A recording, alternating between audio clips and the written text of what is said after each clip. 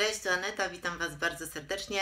Tak jak obiecałam, pojawiam się znowu w mojej kuchni, ponieważ ostatnio obiecałam Wam, że pokażę Wam moje całodzienne jedzenie, moje posiłki, to co spożywam w ciągu dnia. Ja jestem na 2 posiłkach dziennie, w międzyczasie piję też kawę kuloodporną. Moje okno żywieniowe wynosi tak między 7 a 8 godzin. Zawsze słucham swojego organizmu, to nie jest tak, że patrzę na zegarek i już jest pora jedzenia, więc trzeba zjeść. Po prostu słucham swojego organizmu i tak powinno się robić.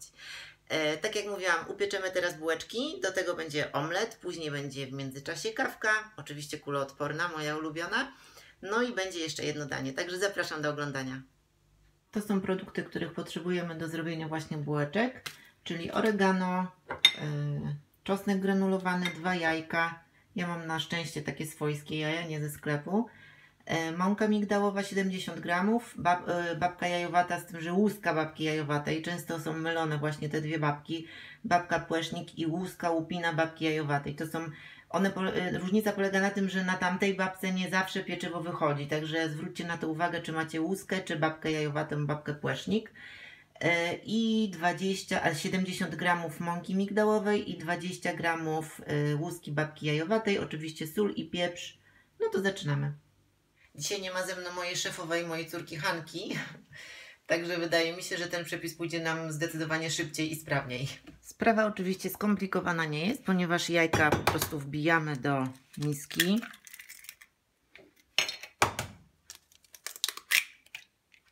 Mamy jaja, wszystkie pozostałe składniki w podanych proporcjach. Czosnek granulowany, czosnku nigdy nie za dużo. Pieprz, szczypta pieprzu i szczypta soli. Ja używam sól himalajską. Możecie używać kłodawskiej według preferencji i jeszcze szczypta oregano. Teraz bierzemy mikser i oczywiście należy to wszystko zmiksować i pozostawić na około 3 przesada, 2 minuty, żeby po prostu troszeczkę zgęstniało.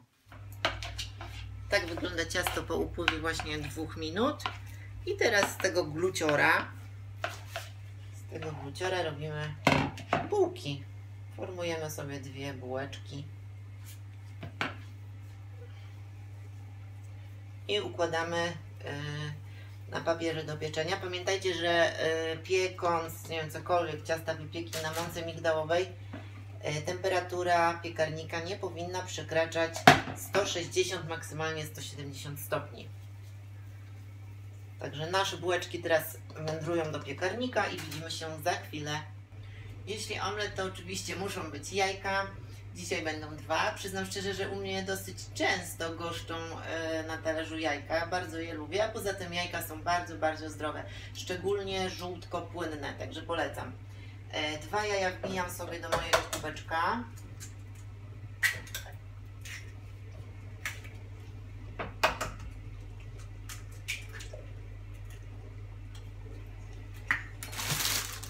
Szpinak, garść szpinaku.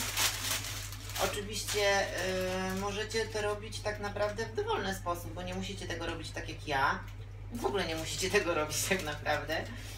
Ale jeżeli chcecie omlet, można po prostu podsmażyć sobie cebulkę, co zresztą zaraz też zrobimy na patelni. Na maśle klarowanym. Łyżka masła klarowanego. Jak smażycie, to na maśle klarowanym, nie na zwykłym. Aha, jeszcze dodamy soli i pieprzu. Pieprz. I ja to po prostu sobie blenduję, miksując, rozdrabniając szpinak tym samym. Jeszcze zapomniałam. Śmietanka. 36, 1 łyżka śmietanki. Cyk. No i ja to zmiksuję w swoim magicznym kubku. Można to po prostu usmażyć, tak? To nie jest wymóg, że to musi być miksowane. I gotowe, smacznego.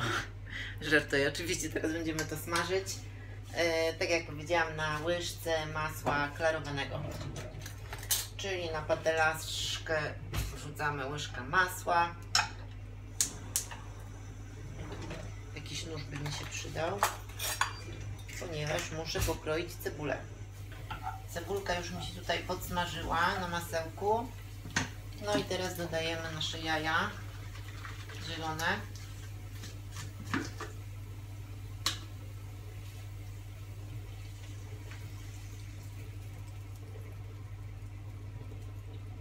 Ok, teraz przykrywamy i tak smażymy do momentu, aż jajka po prostu się zetną.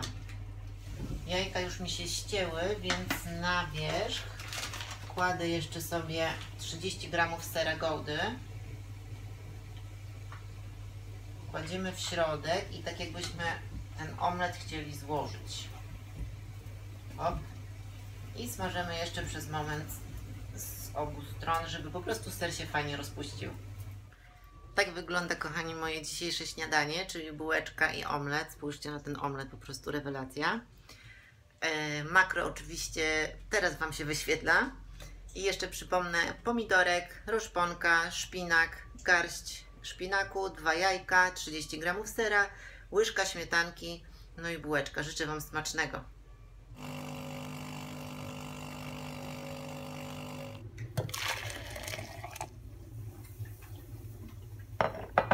Tak właśnie robię kawę, czyli robię klasyczną kawę w ekspresie.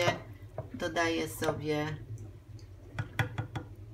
łyżkę taką większą, łyżeczkę większą oleju kokosowego nierafinowanego i łyżeczkę masła. No, wchodź w masło, wchodź. Masło nie chce wejść. I oczywiście teraz wszystko dokładnie blendujemy. Kawa kuloodporna to świetny podbijacz tłuszczu w diecie ketogenicznej. Ja traktuję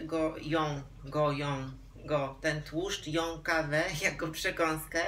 Oczywiście nie jest tak, że ona nie ma kalorii, bo ma kalorie. Teraz widzicie makro tej kawy. A teraz zapraszam Was na mój obiad-kolację. Dzieci już wróciły do domu, więc najmocniej Was przepraszam, jeżeli pojawią się jakieś efekty specjalne w postaci hałasu. Zaczynamy przygotowywać moją obiadokolację. Czego potrzebujemy do tego dania? A więc łosoś świeży, 300 gramów. Od razu mówię, że ja przygotowuję sobie podwójną porcję, czyli za jednym razem przygotowuję 2 dania na dziś i na jutro. Oczywiście makro podam Wam jednej porcji, żebyście wiedzieli, jak to wygląda. Łosoś 300 gramów w sumie, czyli po 150 gramów. Pomidory 200 gramów. Ja obrałam je ze skórki sposobem takim, że po prostu zalałam je wrzątkiem, później zimną wodą i skórka schodzi sama. 140 gramów cukinii, nie cukinii, papryki. Cukinii 160 gramów do 200, zależy jak kto lubi. Cebulę 50 gramów i ząbek czosnku. Poza tym oczywiście sól, pieprz. Ja dodaję jeszcze trochę czosnku granulowanego i zioła prowansalskie.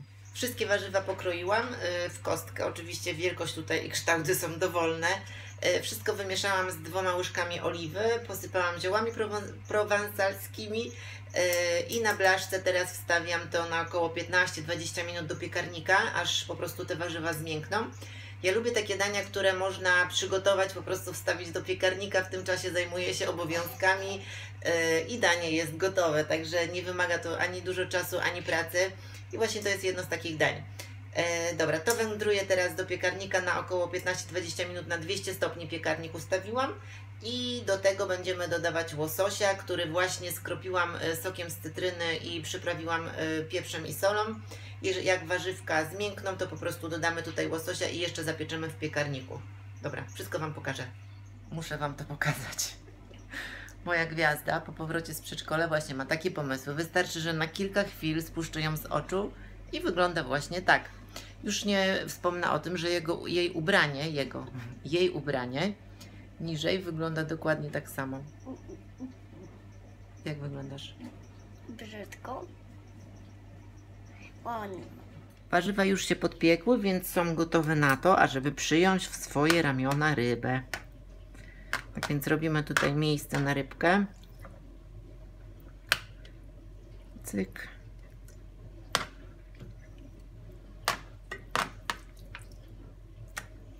I cyk.